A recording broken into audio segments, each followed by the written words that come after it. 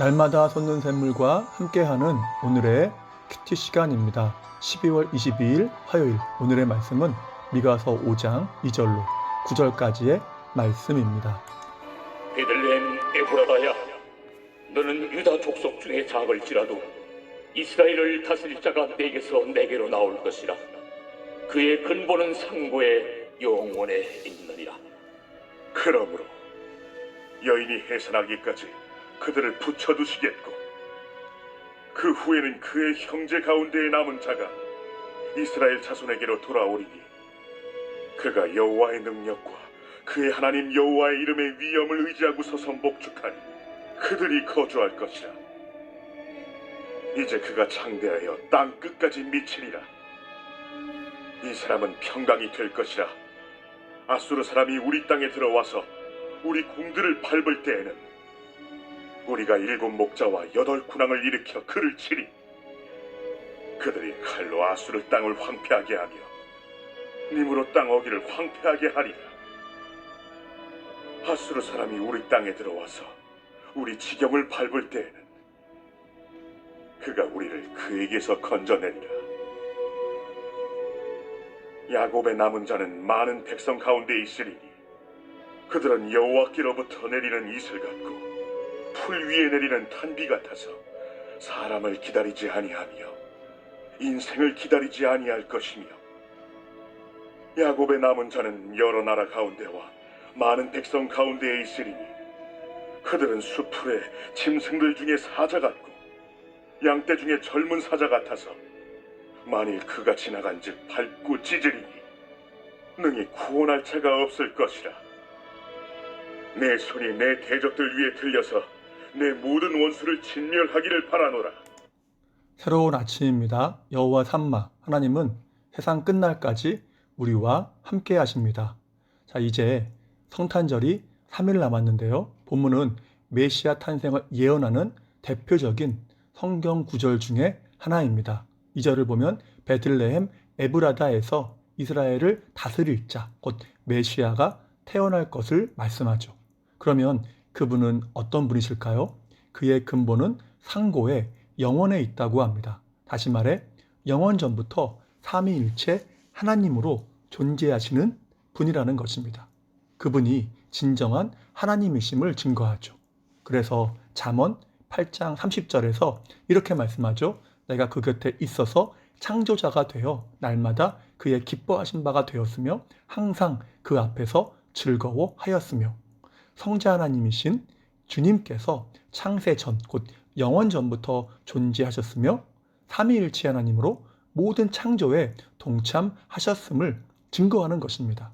자, 계속해서 3절을 보면 메시아의 탄생 때까지 하나님의 택하신 백성들이 어두움의 권세 아래 있을 것을 예언합니다. 이렇게 말씀하죠. 그러므로 여인이 해산하기까지 그들을 붙여두시겠고 그 후에는 남은 자가 돌아올 것이다. 이는 1차적으로는 바벨론 포로 생활을 이야기합니다. 하나님께서 그들을 긍휼히 여기셔서 돌아오게 하시기까지 바벨론의 지배 아래 두시겠다는 것입니다. 그러나 때가 되면 긍휼히 여기실 때에 포로 중에 남은 자가 돌아올 것을 말씀하는 것이죠. 자, 그러나 3절의 말씀은 궁극적으로 보면 메시아의 탄생에 대한 예언입니다. 다시 말해서 메시아가 오실 때까지 모든 인류가 어두움과 사망의 권세 아래 있게 된다는 것이죠. 그러나 예수 그리스도께서 오심으로 택함받은 하나님의 자녀, 곧 크리스천들이 나타날 것을 예언합니다. 이를 본문은 렘넌트, 곧 남은 자라고 표현하죠. 예수 그리스도의 구속 사역으로 인해서 구원받을 모든 크리스천들을 의미합니다. 그러면 메시아, 곧 예수 그리스도는 어떤 사명을 감당하십니까? 그분은 시편 23편 말씀처럼 남은 자들을 인도하는 목자의 역할을 감당하신다고 합니다. 그래서 나오는 표현이 4절에 목축하니라는 표현이죠. 그분은 주님의 백성들을 보호하며 인도하시며 책임지실 것입니다. 2절에서 말씀하죠. 작을지라도. 이는 천하고 보잘것이 없다는 뜻을 가집니다. 그러니까 메시아는 연약하고 비천한 백성들을 붙드실 뿐만 아니라 그들을 들어 귀하게 사용하시는 분이라는 것이죠. 그렇습니다. 우리는 도저히 구원받을 수 없는 죄인이며 비천한 자들입니다. 우리의 원래의 실존에 대해서 에베소서 2장 12절에서 이렇게 말씀하지 않습니까? 그때의 너희는 그리스도 밖에 있었고 이스라엘 나라 밖의 사람이라. 약속의 언약들에 대하여는 외인이요 세상에서 소망이 없고 하나님도 없는 자이더니. 맞습니다. 우리는 그리스도 밖에 있었습니다. 구원도 소망도 없는 자였죠. 그러나 예수 그리스도의 보혈의 은혜, 값없이 주어지지만 값을 매길 수 없는 보배로운 피로 구원받아 그리스도 안에 거하게 되었습니다. 크리스천이 된 것이죠. 본문의 표현대로 남은 자가 된 것입니다. 그래서 에베소서 2장 14절 말씀처럼 주님은 우리의 화평이십니다. 이를 5절에서 이렇게 표현하죠. 이 사람은 평강이 될 것이라. 평강이 될 것이라. 끊어졌던 하나님과의 관계를 십자가로 회복시키시고 화평을 이루어 주신다는 것입니다. 이러한 주님은 우리를 구원하신 것에서 만족하지 않으십니다. 그럼 어떻게 하실까요? 5절 말씀처럼 7 목자와 8 군왕을 일으켜서 아수르 사람, 곧 우리의 대적들을 물리치신다고 합니다. 그 대적이 사람이든 시련과 고난이든 유혹이든 상관없이 그것들로부터 우리를 지키고 보호하시는 것이죠. 물론 주님은 어려움과 고난과 여러 유혹을 면제시켜 주시지는 않습니다. 왜입니까? 더 좁고 신선한 풀밭이 그 사망의 음침한 골짜기를 거쳐서 더 높은 곳으로 올라가야 존재한다는 것을 아시기 때문이죠. 그래서 때로는 힘겨운 시련의 과정을 다 거치게 하십니다. 그러나 걱정하거나 두려워할 것이 없죠.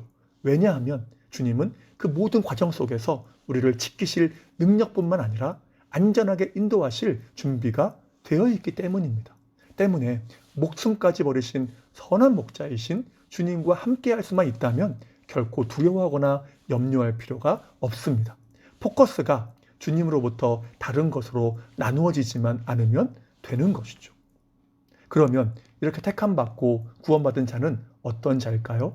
7절에서 말씀하죠. 여호와께로부터 내리는 이슬과 담비 같다. 세상에 주님의 구원의 은혜와 복을 흘려보내는 것입니다. 소금과 빛이어야 하고 착한 행실을 통해서 많은 사람을 구원하며 하나님께 영광을 돌리게 하는 사명을 감당해야 하는 것이죠. 다니엘을 보시기 바랍니다. 3절 말씀처럼 하나님께서 그 백성들을 바벨론의 지배 아래 두셨을 때에 그곳에서 그는 남은 자로 살았습니다. 이를 통해서 느부갓네살뿐만 아니라 수많은 사람들이 하나님이 참신이시며 온 땅의 통치자임을 인정하게 했죠. 이슬과 담비 같은 사명을 감당한 것입니다. 그 원동력이 무엇일까요? 7절에서 말씀합니다. 사람과 인생을 기다리지 않았다. 다니엘은 사람이 아니라 오직 주 하나님만 바라보며 그분께만 소망을 두었습니다. 그래서 8절 표현처럼 젊은 사자처럼 용맹을 떨치는 삶이 된 것이죠. 이제 말씀을 마무리합니다.